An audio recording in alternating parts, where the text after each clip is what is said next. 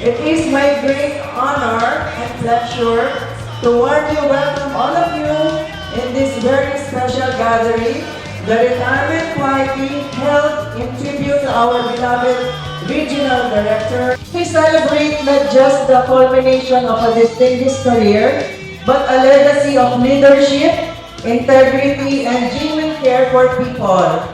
Sir Rodel is not only a respected leader to many of us, he is also a friend to me. Sir, mamimiss po namin kayo during our breakfast, lunch, and also snacks.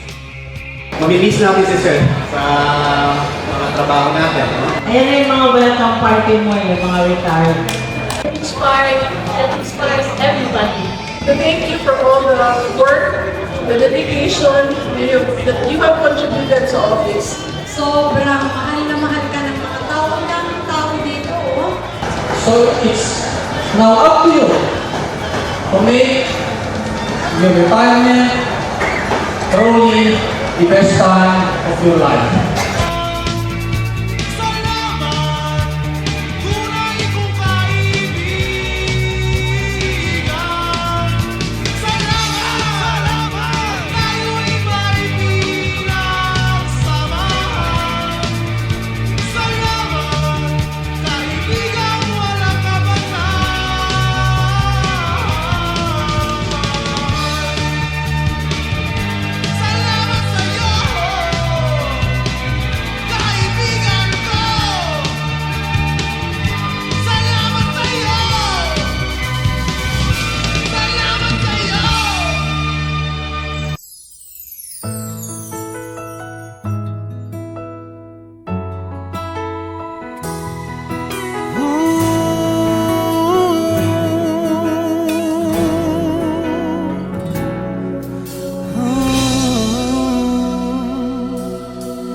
Thank you for teaching me how to love, for showing me what the world means and what I've been dreaming of.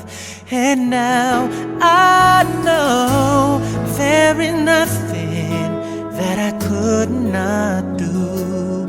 Thanks to you for teaching me how to feel, for showing me my emotions, letting me know what's real from what is not. What I've got is more than I'd ever hoped for, and a lot of what I hope for is thanks to you. There's no mountain, no valley, no time, no space, no heartache, no Marami ka pang pwedeng gawin. You are leading your career, but never leave your calling. We are so grateful, thankful, and blessed having you as our leader. Wishing you all the best on your very special day.